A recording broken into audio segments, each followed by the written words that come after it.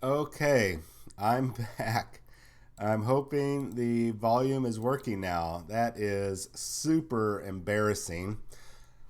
If people are looking at our video library right now, going, what the hell?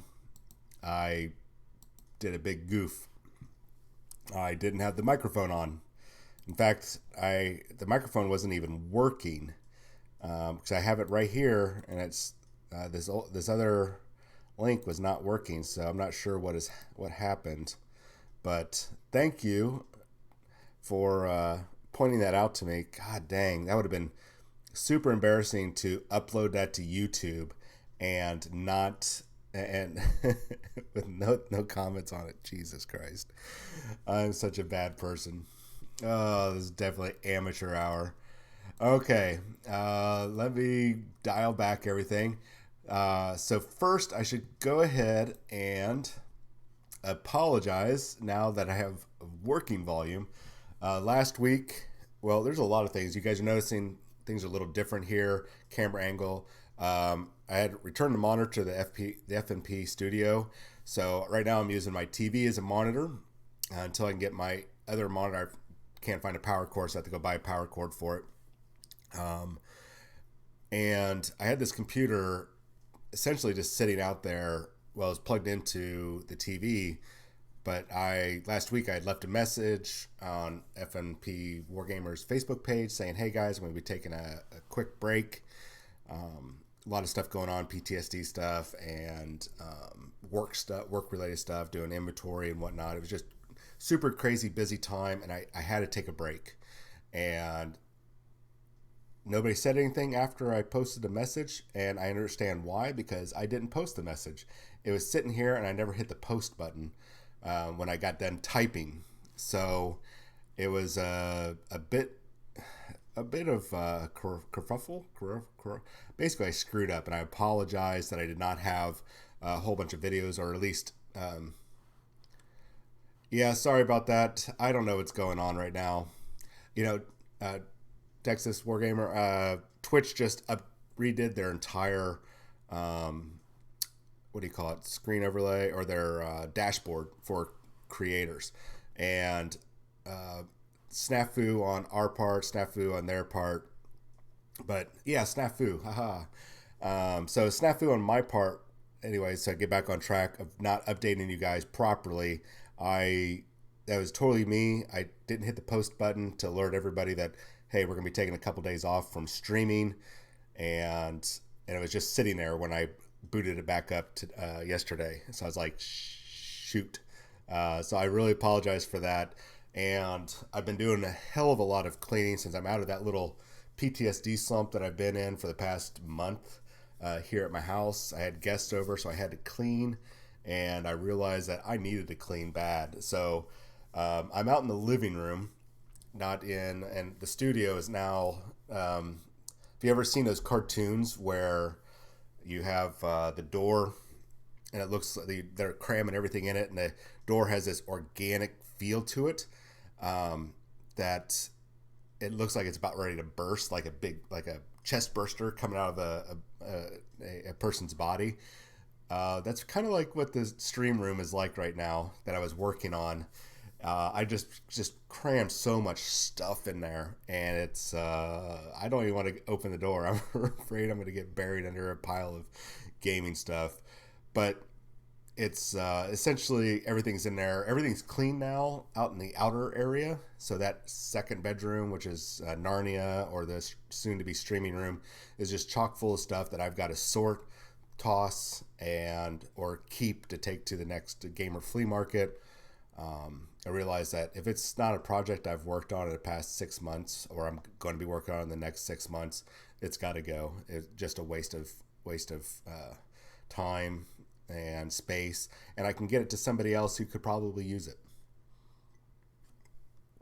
Especially when I get whimsical on my projects, I'm like, oh, this would be an awesome project, and then yeah, it would have been an awesome project, but I failed to execute, and it would look good, but gameplay wise, not so good. So I've got a lot of that. So let's get to a couple things. I will not be covering right now the Blood of Ball or the chapter approved. I left copies. I didn't buy a copy from the store. I wanted to make sure we had maximum amount of copies available to our customers at the Atomic Hobby Shop. I didn't want to screw with that.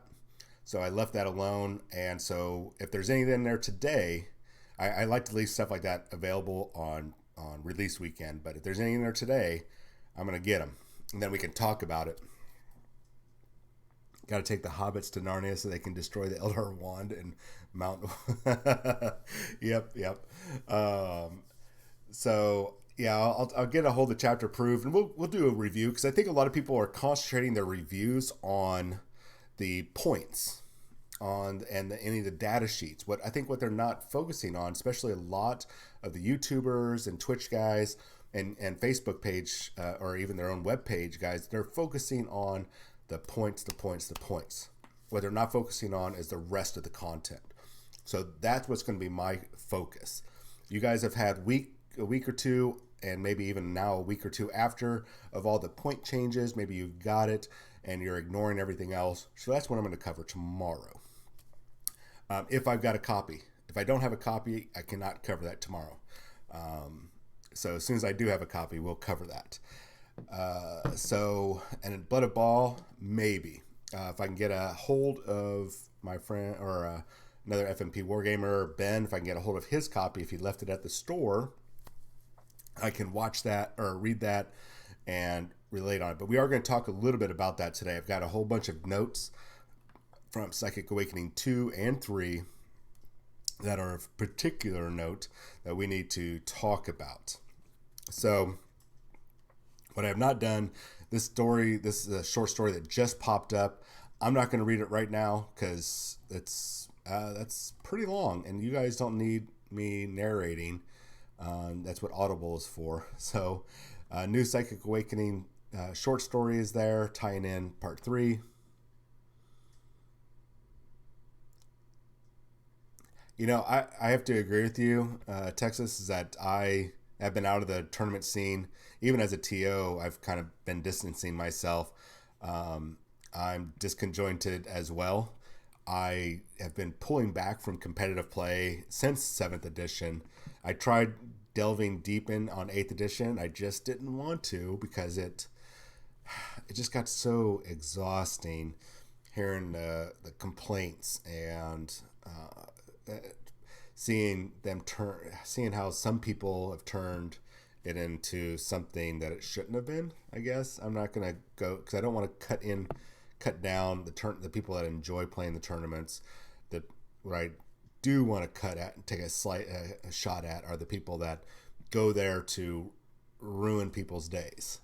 They know that they're going to ruin another player's days because maybe the guy that they're going up against is a casual player. He doesn't have the tournament mindset, but the guy, their opponent, is coming to the game with this super hardcore, I don't want to say hardcore, this very efficient list that's not just for casual friendly play. Hey, let's just get a game in. It's, hey, I'm going to experiment with a list or something. Let's just have some fun. They know that their friend doesn't have a very solid, efficient tournament style army. They know it, but they go in there anyways and then club them like baby seals. And those type of people, rare, like 1% of 1%. They're not even the good tournament players. They're the guys that think they're good tournament players, or gals, whatever, that they're kind of an outliers. So if they come up against the good players, the actual vast majority of the tournament players that are good people, that treat others nicely and respectfully, and once they see that list, they're like, "Hey, dude, this is a tournament list. We probably shouldn't play." They'll at least give that warning. These Chads, and sorry if your name is Chad, they don't do that. They want to go in and maximize the.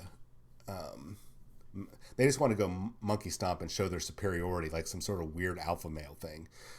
So they didn't make the cut for football, or they didn't go out for football team, or they weren't wrestlers or baseball players or whatever, alpha males, but they can alpha male it against just the regular guys, which is, or kids. It's really sickening that this 1% of 1% of 1%, yeah, hyper players, the outside, whatever, the 1%ers are they're the actual ones that ruin the game for everybody else. Now, if they went up against an honest and good tournament player, which is the vast majority of them, they would get stomped in the ground. It would be ridiculous, and then they would complain about it. So to me, they've kind of ruined the whole experience for me. That's why I've kind of backed off.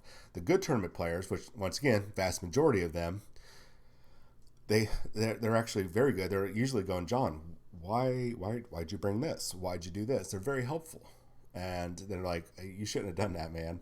And I've learned to do that with other players. The El Paso Desert Rat tournament I did in June.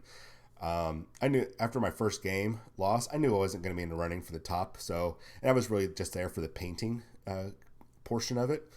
But I think my second or third game, and everybody makes fun of me for getting beat by a 10-year-old or 12-year-old, 13-year-old, something like that.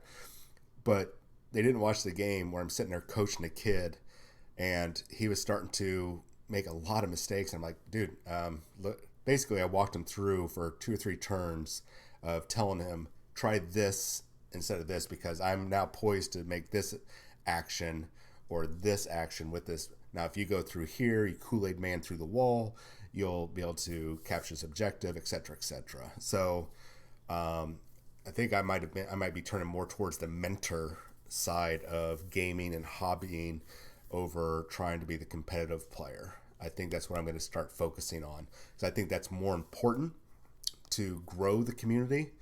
Because we need to bring those new players in, and if people are monkey stomping them like the Chads out there, once again, if your name is Chad and you're not amongst that group, then my apologies. If you are a Chad and you are a Chad, you fit those. I mean, your literally name is Chad, and you fit that archetype, that bad archetype. Stop it. Stop it. Stop it. Stop it. Be a decent human being and be a good player. So. Yeah, I was like that too. I'm actually taking a break, Texas. I'll tell you right now. It's all right. You don't have to type. I appreciate it. Actually, what I've done, Texas, is I've taken a step back from playing 40K. I'm still painting and hobbying, but I've actually started playing other games or playing video games. I've pretty much have been pushing 40K out, give myself almost a sabbatical. And I've been concentrating on the Marvel Crisis Protocol game, which I'm going to be covering in just a little bit. It's been very good. Cathartic, I think is the word I'm looking. Cathartic. It's been very cleansing to the soul, helping my brain pan work and de-stressing me, making me actually love the hobby and love the game more. So that's something to consider for everybody out there. If you find yourself getting angry and upset because of new rules or upgrades and things are not working out right, maybe take a break, just a week. Take a week where you don't do anything 40K. Don't get on the chat groups. Don't look at updates, and then come back refreshed. Go out and watch a movie. Binge watch Daybreakers on Netflix. You will not be disappointed. Or Iron-Blooded Iron-Blooded Orphans. You will not be disappointed. Take a break. Just take a break, guys. Cathartic.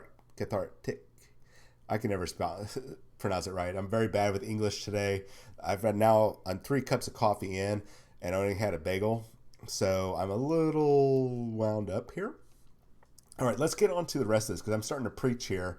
So let's talk about the Horse Heresy, the Road to Thramas, where my other video, before I screwed up and didn't have any audio, I was getting knee deep into. So book 9, the Crusade, is coming next year. Yay! I'm very happy, even though I've complained about how Forge World's kind of dropped the ball lately over the past year. I understand like the 2017 to 2018 same time frame, that first year after Alan Bly's unfortunate passing, but the 2018 to 2019 to now, and then after that time frame, it's been like, come on guys, I can understand 6 months to a year of mourning, but you are working at a company, you need to pick up the pace. And I know they've had some restructuring. There's been a lot going on at Forge World, but 2 years has been over 2 years has been. I mean, that's enough. Enough was enough. So thankfully, though, they are back and they're in full swing. So next year we'll get the Crusade book, book 9 for the Horus Heresy. So we're about ready to round up, and I'm guessing we're going to see probably at what do you call it? Goodness, Las Vegas Open. We'll probably see the uh, first images of Lionel Johnson as a Primarch model.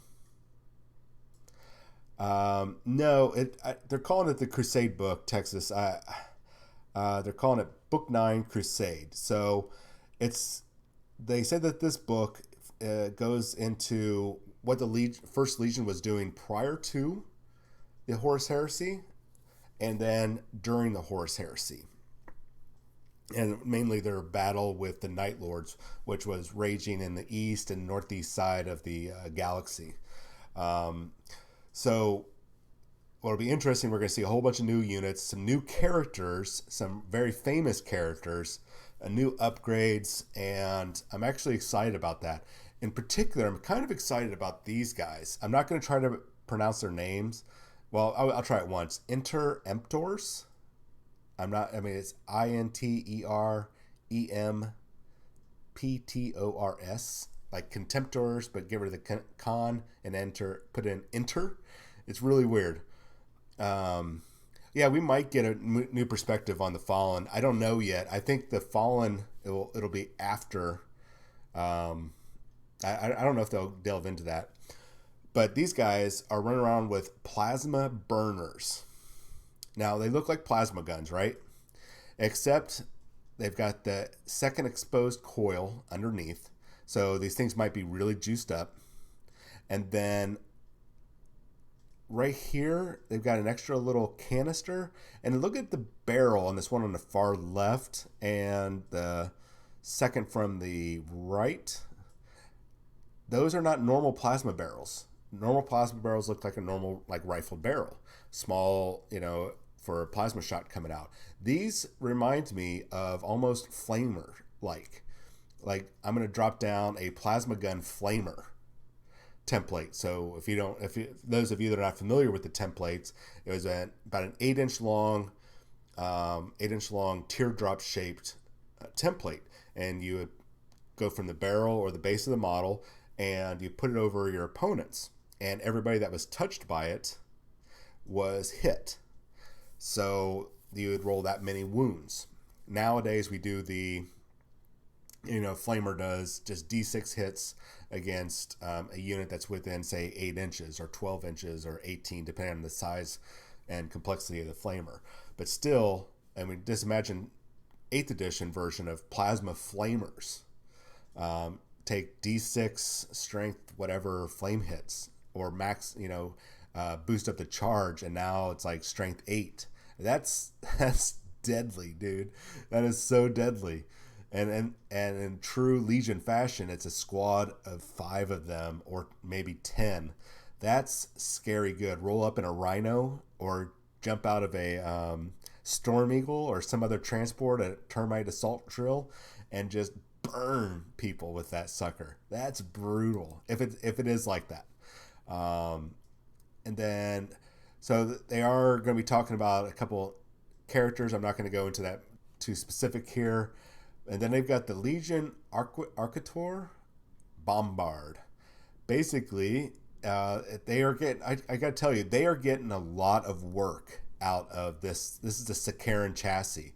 So, yeah, if you guys have not seen the Sakaran battle tank, normally the back end of this is actually the front. And they would have a turret up here, guns going out this way, or a turret in there. They basically just flipped it around and put it, turn the ass end to the front end. Looks like it's got a whole bunch of very cool looking smoke launchers there, some heavy bolter sponson, a targeting deal bobber, and then some sort of grav bombard. Oh, there, duh. There's a better look at it. So normally this is the front end of a Sakaran battle tank. So how they engineer, I mean, I understand the real world them putting it together, but the mechanic wise, I mean, you basically it's almost like they just flip the chassis. I don't know. I don't know if that's feasible to do something like that, but it's to me it's still kind of cool. I don't know if we're going to be man, I don't even know what to think about that. A graviton charge cannon. Um, this thing is fielded by both traders and loyalists in units of up to 3 vehicles. That's impressive. Um, and those of you that were hoping for 40k rules, they're still rolling out only Horus Heresy rules. I don't suspect you're going to see these for 40k. I think that Games Workshop and Forge World were like, you know what?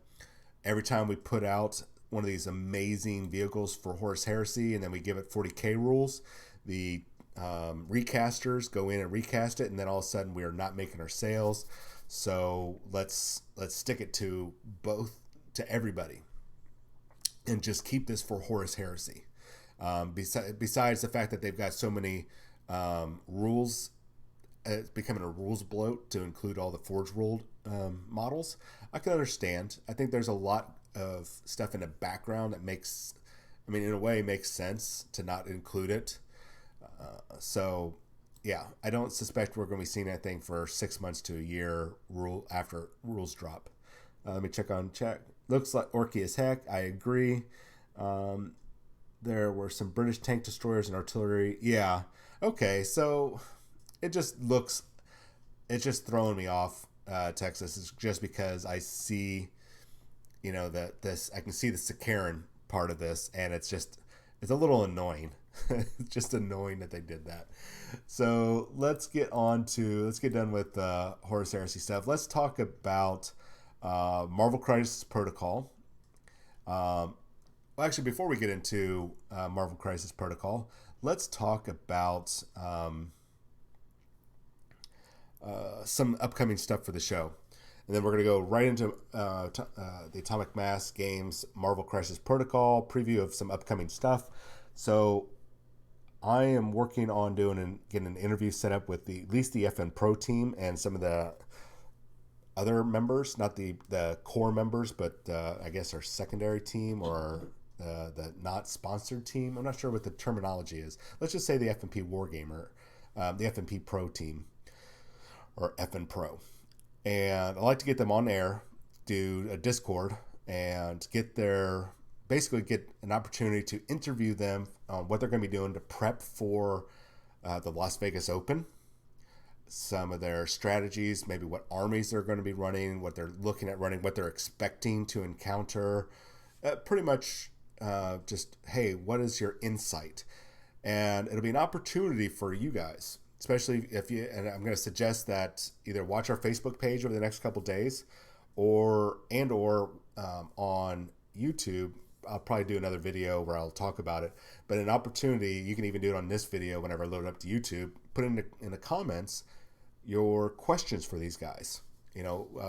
What any type of tournament related questions you might have for them, because we have some high ranking members in the ITC, and we want an opportunity to give you guys an opportunity to ask questions, especially if you've been wanting to get into the tournament play, or maybe you've been in tournament play and you've not been able to, you've been kind of stuck where you're at, or sometimes you might win, but most of the time that you don't, and maybe you want to get some questions and get some insight on how to improve your game.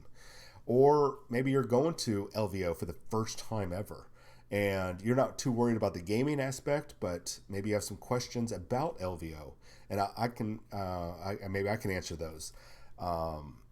So we're going to do kind of a sit down and chat with them, or a live chat with them, live call with everybody, get their faces up there so you guys can see them, or their little icons. It'd be a great opportunity to really delve into the mind of some, I'm going to say it, professional players. I mean, they do this. This is not their job, but they are on a sponsored team. They are a professional team, and this is their sport. I guess you could call it. That's the best way to describe it. This is their sport. So they do a lot of behind the scenes action to prep for this stuff. So it's an opportunity that you guys could talk to them and ask them. So put it down in the comments either on this one or you want to put it on YouTube. We're Texas. We're not waiting for the Kappa storm to settle down. We're still putting our videos up. We're putting all the disclaimers on there. I even got the 18 plus down there, and that's why I'll occasionally say shit or damn or something like that, just so I can let parents realize that this is not a cartoony thing for people of a certain age group. So I try to watch what I say so it doesn't trigger any particular. Oh, he talked about this age group, which is targeted. I'm not doing that. So we're kind of dancing around it, but we're not really worried about it because even if they were to come after us, they go after, if they were to sue us, it's based on monetization level, and the maximum they can do is 42,000. But if we were to make $42,000 off of a video, dude, I'd be like, okay, we'll pay you back because we just made $42,000 off a video. That would be amazing. That'd be amazing. Do you think? Can you imagine how much equipment we could buy off of with $42,000? Oh my God, that would be amazing. We could buy all the equipment we need, set our studio up to be an amazing thing. Actually, maybe even rent another space to have for our studio. Oh, that would be so amazing. Anyways, I'm getting a little carried away, but yeah, we do have a YouTube channel. It's you can actually go to YouTube, type in FNP Wargamers in the search bar. You can find us, subscribe, comment on the videos, and make sure you pass on to your friends and family. Just get them, hey, jump on there. Just all they have to do is hit subscribe, and they can turn off notifications. Just more people. We're getting to a point where we'll start being recognized by businesses, where they'll be like, oh, okay, well, how about we give you a little bit of sponsorship and help you out? So we're not quite at we really need to get to the 10,000 level, and we got about another 7,000 to go, but we got some ideas. Anyways, so what I'm going to do also is do another video probably tomorrow night, or maybe right before we do the interview with all the guys, is do a video on other prep stuff that you could do for conventions, the Las Vegas Open in particular, because it's an expensive venture. So maybe I can give you guys some financial tips, some nutritional tips. I'm serious. You kind of scoff, but trust me on this one. And maybe some other travel arrangement tips. It's basically some things to maximize the event so you can have as much fun as possible and not have to take a second mortgage out on a house you don't own yet. So I'm going to try to do, that'll be a video I'll do. You know what? That'll be tomorrow night's video. We're going to talk about that. So let's get on to PAX Unplugged. That just happened over the weekend. Yeah, don't pay the nice ladies with 5 layers of makeup. Indeed. Just avoid that altogether, gents. Trust me. So PAX Unplugged, I don't know where it's at, but I missed it, and there was a lot of drops. They announced a lot of releases, and if you have not had a chance to check out the Marvel Crisis Protocol game, I'm going to tell you, this is a sleeper game that's already starting to catch a lot of people off guard on its playability, on how awesome the gameplay is, how detailed the miniatures are, and the financial cost to get in is so ridiculously low that this is, and then you add in the competitive play aspect of this. This game is not going to put or run off Warhammer 40,000 or Age of Sigmar. It is definitely going to be in that skirmish game market, because you're only playing with maybe 5 to 6 models. You have a roster of 10, but only 5 or 6 depending on the mission. Maybe even 4, maybe even 3, depending on what models you bring. But this game plays really smooth, and you're looking at up to a 90-minute rounds. if you're doing organized play. And with from what I've seen from games, that most games are around 45 minutes, 45 minutes, maybe 50 hour at the most, unless you're totally new to it, so you take a little bit of time to play. But the gameplay is a lot faster than they give you so much extra time. It's absolutely ridiculous. So and the scoring is very easy, and whoever gets the most score or gets the highest score, I think it's 16 points is the maximum you can get. If you get to 16 before the game is over, congratulations, you automatically win. Or, which is very hard by the way, or whoever has the most points at the end. And if you're worried about tabling, I think they said it was either 1 in 300 or 1 in 3,000 games you actually table your opponent. I want to say it's 1 in 300. Very near impossible. And if you're concentrating on trying to table your opponent, they're more likely getting points. And all they have to do is just get one character that has super awesome movement and can fly around and can get away from you. They are going to end up essentially winning the game because you were too busy trying to beat people up instead of score points. They were playing the mission. You weren't. So let me check. Sleeper game. What I mean by sleeper game, a type of game that's not super high profile, and it's kind of like it's like a sleeper. I guess maybe sleeper is a sneaky game. I don't know. Sleeper feels right, like a sleeper agent that just all of a sudden pops up. It's like, ha ha, here I am. I'm amazing, and I start kung fu chopping everybody. I think it's one of those games that just pops up, wakes up, and all of a sudden people are like, where the hell did this come from? This is amazing. Like they're just waking up to it. And I think it's going to be a good hit. Yes, large scale hero clicks. Like Iron Man is about the same height. Not I would say they're 30. I think they're 35 or 32 millimeter true scale. But like Iron Man is the same height as a Primera Space Marine. So they're not little tiny hero click models. They are about almost 2-inch tall models, or in some cases, like the Hulk, you're over 2 inches tall. So really good. I would say, yes, kind of like Kill Team, but better. Kill Team to me is just, it's just small scale 40K. It's still a skirmish game, but you're just playing 40K. Where this is a welcome break. So let's show off a couple of the miniatures. I'm not going to go over this article. I just had that flagged for me to look at later. Here are some upcoming models that are coming out in 2020. We know that this month, Black Panther, Killmonger, I believe Okoye and Shuri and Venom are coming out in December. I know Black Panther and Killmonger are already released. We're just waiting to get them in store.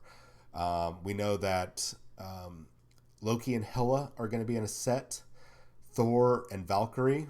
We've already seen Spider-Gwen and Miles Morales Spider-Man. And Groot and Rocket, Gamora and Nebula and Star-Lord. So we've seen all these characters. These are the characters that are coming out. We already have a host of characters available. So let's take a look at the new characters coming. So first up, we have Ronan and Drax are going to be in a set. We don't know when it's going to be coming out, but we know they're in a set. There's Ronan the Accuser on the right here. I'll show you Drax in just a moment, but let's zoom in on Ronan as much as possible. It's not going to let me zoom in too much. This is I think this is a 50 millimeter base.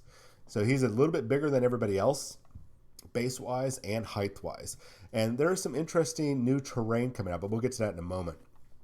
So it'll be interesting to see what he can do, because it looks like it's his hammer, and he might have the Power Stone already embedded in it. I don't know. It'll be interesting to see. Maybe they just painted it like that for aesthetics. Let me check time. Okay, good.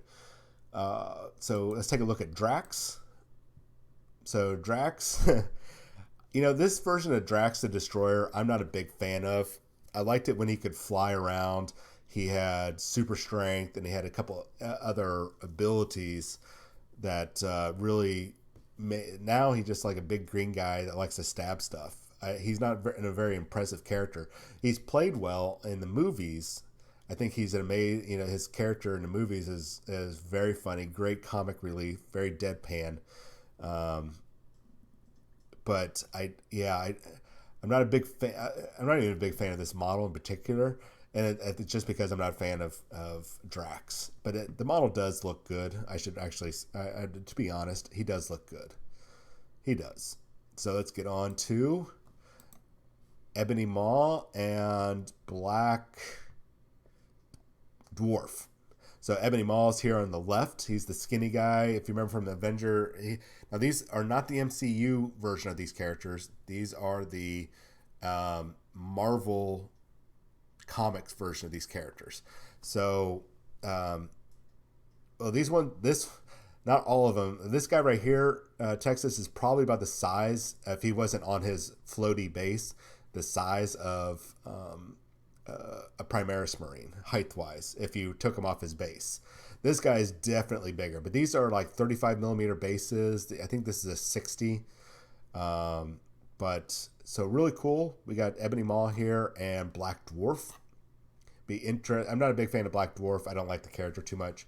I was hoping they would put in Supernova, but they might put her in later. And then we're getting a second Black Widow. Cool. And we've got Hawkeye coming in a set. We don't know when, but they're coming. And looks like it's set 24. So sometime after Thanos and sometime after Ebony Maw and Black Dwarf. So really cool. Now these are the ones that are going to be about the same height as a Marine. Just so you know, Texas. But skinnier. Much, much skinnier. Let's see here. As a close-up of Black Widow. Pretty cool. I'm not sure what costume it is. It does not look like any of the MCU or maybe, I don't know. It's not one of her costumes I'm very familiar with. So I'm not going to complain, though. It looks pretty freaking awesome. I love her action pose. That's going to be cool. It'll be interesting to see look at the little Hydra base, what the connection point is there. Pew, pew, pew, indeed. You can see Hela in the background there, and let's look at, there's Loki. It's a more updated version of Loki in the comics. They gave him kind of a nice modern look. Cartoon, some of the cartoon costumes, and then there's Hela. Kind of hard to tell because I think they got her movie version was very similar, very close to her her actual costume. So really cool. It'll be interesting to see how they play. And we got the Green Goblin. I don't care about the Green Goblin. I'm tired of that character. It's like seeing Wolverine and all over the place and Batman all over the place. It's like, just let these characters die sometimes. Just let them go away. I'm tired of these. But he still looks cool. I like the fact that he's flying around on his thingamajig, and he's got the little smoke trail. That's an awesome scenic base. So really cool.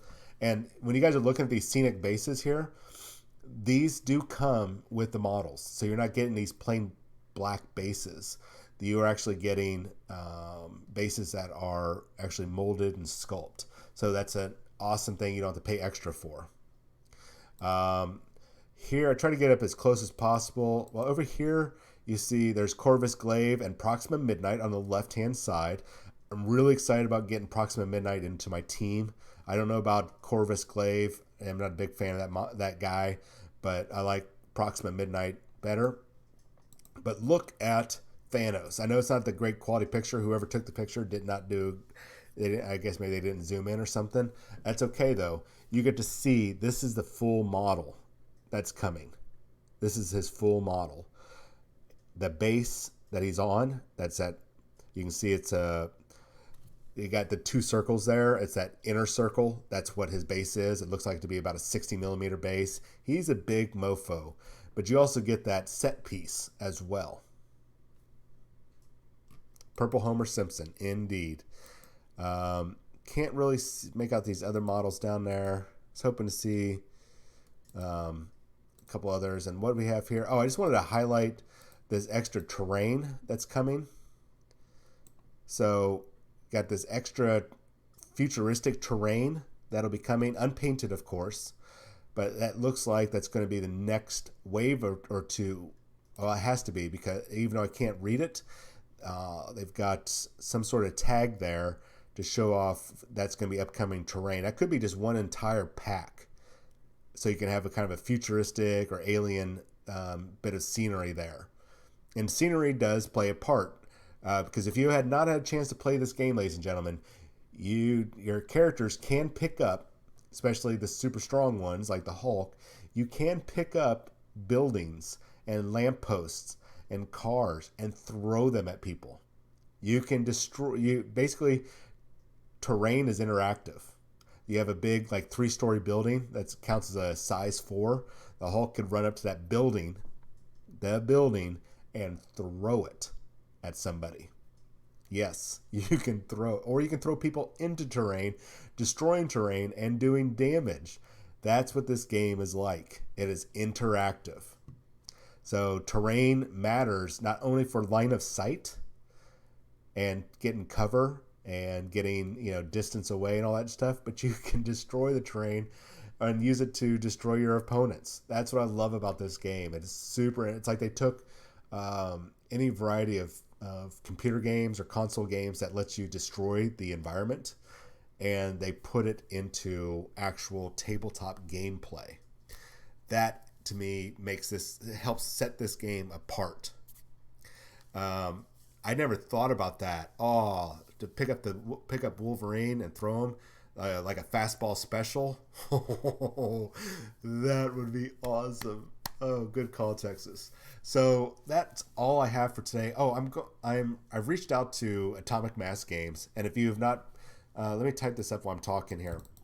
I've reached out to them to see if they're going to be at PAX South in San Antonio in January. If they are, then I'm going to go there and try to interview them and if everything works out right and they're going to be there and I get a chance to interview them, I will send you the information. We will do a post and get as many questions from you guys as possible.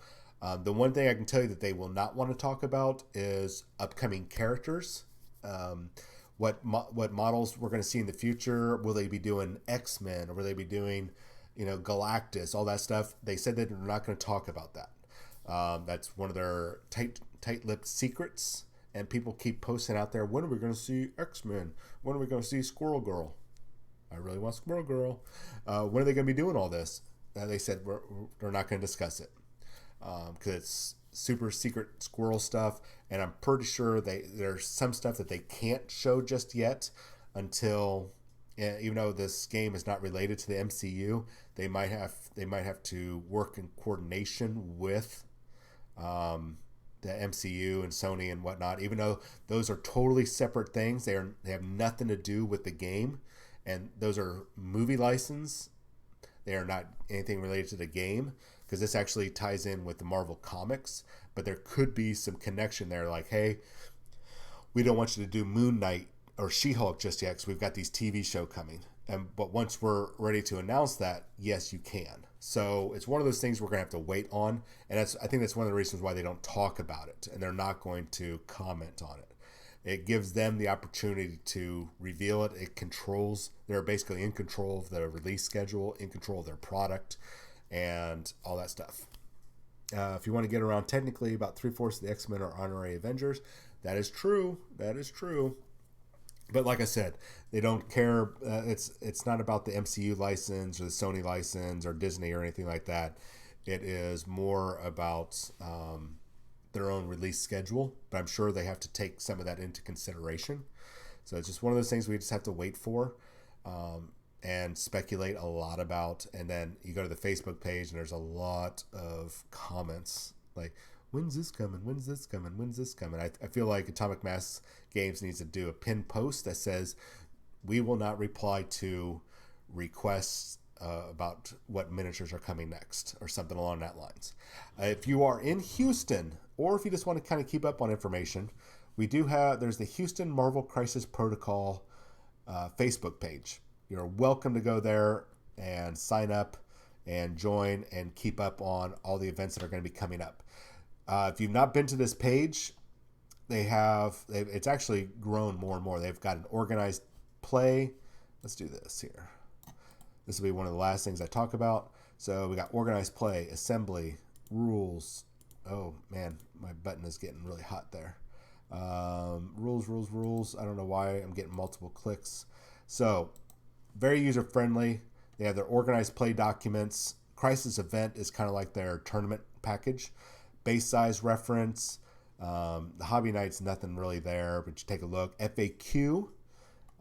More announcements will be coming soon. They have an assembly guide that they've, even though everything comes with an assembly, some of their rules did not have, or some of the box sets didn't have numbers next to the assembly guide, so it was a little difficult. So you could just sit there and download, or not even download, you can just pull it up on your screen and get the numbers. It was a little bit of a pain in the butt at first to put together Captain Marvel and Iron Man and Ultron, but I still got through it just by matching up piece by piece. But it was a little pain in the butt. Now that they got these numbers, it makes it so much easier. Also, if you are interested in this game, which you should be, especially if you're a miniature wargamer, they have a free rule book, free digital PDF or printable PDF. You can download it, print it off if you want, especially if you work at Office Max and you can, or you're in an office, or you could sit there and, use company paper. You can print off or download a copy of the rules, read over the rules, and get a good understanding before you sit down and play the game. And then watch for your local stores to have a demo day, which we're, in my store, the Atomic Hobby Shop, I think we're going to have to do another demo day just to get more people involved. I think we're at like 10 or 12 people playing, but we want more because this game is hot. So we're going to have to do that. They got a blog. Basically, they keep up with, all the different characters, tell you what different strategies what to do. And then the gallery, here's the list of, minus the Hulk and MODOK, these first 3 rows minus Hulk and MODOK are all in the box. You get 10 characters, which, remember I said you always do a roster of 10 players. Maybe I said that on the other video. So you already have your roster of 10 guys in the box. Or you could just, it's a 2-player box, whatever you want to do. Then you can add in MODOK and the Hulk.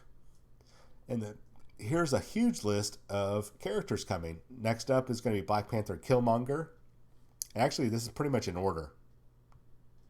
Yeah. The next box says Black Panther Killmonger, then Okoye and Shuri in a box, Venom by himself, Thor and the original Valkyrie Broomhilda, not the MCU version, and then a box set with Hela and Loki. Then we're going to get Vision and Winter Soldier in a box, Corvus Glaive and Proxima Midnight. Oh, you gorgeous creature. You gorgeous, gorgeous gal. We don't care about you, Corvus Blade. We don't like you. Oh, they can't zoom in. Anyways, can't wait to have that character. Anyways, sorry, I got sidetracked there. And then after that, we got Gamora and Nebula, Rocket and Groot in a box, and then Star-Lord in his own box. So a lot. I mean, you can see this is the release schedule, and what they're not showing is all those new characters that I showed you, plus the ones that we know are already made or they've already announced that are on their way. One they have not shown a picture of yet is Carnage. They announced Carnage not too long ago. So they've got, we're also missing Punisher and Miles Morales Spider-Man and Spider-Gwen.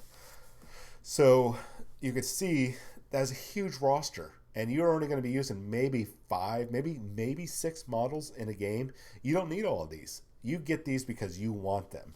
You could just play the game with your core box set of 10 people and then add in later if you want. Yes, you can mix heroes and villains on the same team. If you've read comic books, you know it's possible. So this game is awesome. I mean, not only do you have destroyable terrain and you could just, oh my God, this game plays so great. I'm really excited that the potential for this is massive. And as long as they keep supporting it and we keep supporting them, it is going to be pretty much, it's not going to, like I said, it's not going to be a GW killer, but it is going to be a skirmish game killer. I think a lot of people are going to move over to this because it's not the MCU, it's comic book. It's like comic book characters. So I think that's it. I need to get going because I've got to go to work in a little bit, and I need to check on that chapter approved and make all orders. Oh my God, orders. So uh, make sure that you hit that. Now I have to reposition since I'm in a different room for the next week or so. So hit that subscribe button somewhere up here above my head. If you're on Twitch, if and please spread the word. Even if people don't like to watch Twitch stuff, have them come over here and subscribe. If you're an Amazon Prime member, you can get a 1 month subscription for free. You just have to follow the link and do the little doodads, and then every month you can just renew that subscription. It helps us out. And if you want to pay for subscription, that goes to help build our studio up. Not my studio, that's coming out of my own pocket. It's for this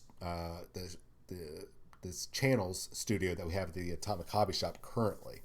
So it's not for mine, it's for them. All this equipment that I have right here is mine. And where was I going with that? Oh, and then if you're on YouTube, or if you're not on YouTube, you've just been watching on Twitch, jump over to YouTube, our FNP Wargamers channel on YouTube. Just hit like and subscribe.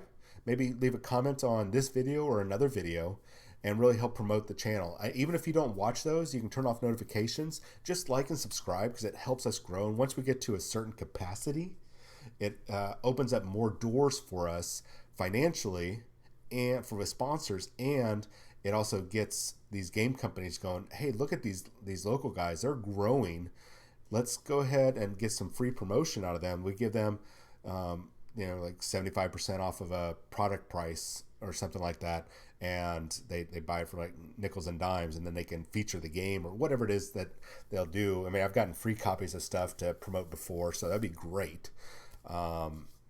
Just so we could get a sneak preview for everybody, or maybe get some invited for some gameplay videos or coordinate with them. It's stuff we would like to do to pass on to the fans because we really want to keep growing the gaming community outside of Games Workshop as well. And if you're on YouTube, make sure you hit that subscribe button. Make sure you hit the likes on these videos. Jump over to Twitch and do the same there. It really helps us out. And last little bit, I am going to be launching my own channel sometime this month, I hope, if everything works out great. I'm not leaving FNP Wargamers. I'm still going to have the FNP Wargamer logo attached to my channel, just be a personal channel to where it's not going to be just focused on miniature wargaming. It's going to be focused on more gaming aspects and social and social interactions with gaming, and just pretty much a different type of video, some pre-recorded, some live stream, that sort of thing. So, and some painting tutorials, gaming tutorials, stuff like that. We're going to be going more on that later. We're working on the branding. We got to see if somebody else has the same name, because I'd like to turn it into a company, because I've got some talented artists working on some stuff for me. And I mean, I don't know if people are going to want to buy a mug with my face on it or my logo, but we're going to give it a try anyways. So that's all coming up. I'll keep you guys apprised of all that. I am not leaving FNP Wargamers. This is my home, and I'm just going to be running 2 channels. So with that said, my name is John. I'm with FNP Wargamers. This is the FNP Morning Show. I will not be on tonight for the evening show because I'll be at work, but tomorrow we'll have a morning show and an evening show. So watch for that tomorrow morning at 10 a.m. Central, and then tomorrow night at 7 p.m. Central. I will see you all then. Enjoy your day. It's a Monday. Really enjoy it. Do not have a case of the Mondays. Just get that crap out of your mind, out of your brain pan. Lunch is right around the corner, or you're already at lunch. Decide to have a good day. Please have a good day.